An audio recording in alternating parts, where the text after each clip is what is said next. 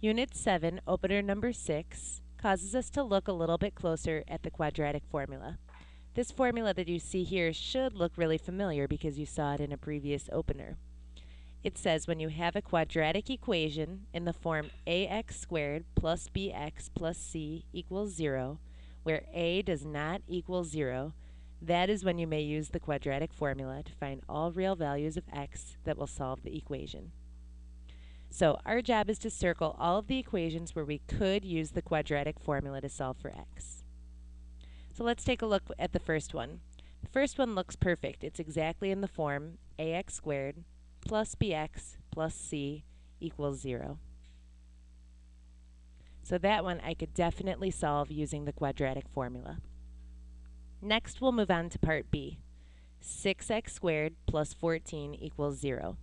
Well, I see ax squared, and I see c, but there's no b in this equation. But that's okay, because if I look back at the original instructions, it says that a is not allowed to equal 0, but you could have b or c equaling 0, and that's okay.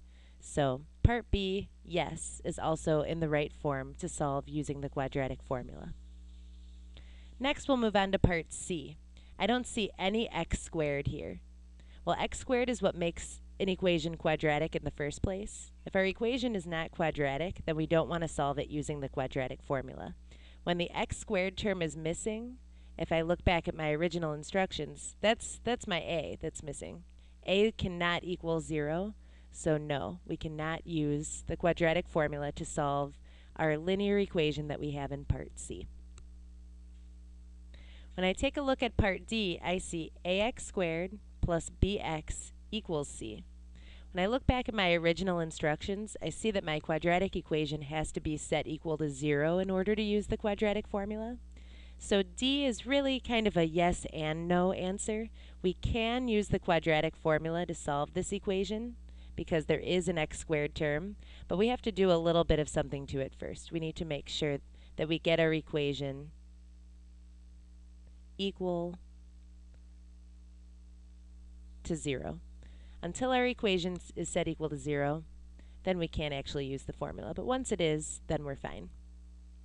Part E is an interesting one because it doesn't look like a quadratic equation because it's currently in factored form. But if I use the distributive property, I would get negative 3x squared plus 21x equals 0. Now I see that I do have an x squared term, and I do have an x term. I'm missing a constant term, which means that my c equals 0, but that's okay because as long as we have a quadratic term, then yes, we can use the quadratic formula. And finally, when I take a look at part F, I see this 3x cubed term. Now when we're talking about the quadratic formula, we need to make sure that the equation that we're solving is quadratic.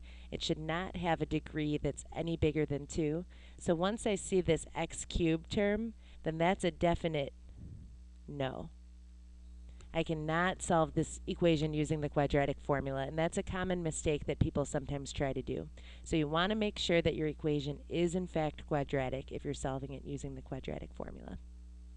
So just to summarize the quadratic formula, x equals opposite b plus or minus square root of b squared minus 4ac all over 2a can only be used if you have a quadratic equation, ax squared plus bx plus c, which is set equal to 0, and also if a is not equal to 0. B can be equal to 0 and c can be equal to 0, but a cannot be equal to 0. Then and only then you're allowed to solve a quadratic equation using the quadratic formula.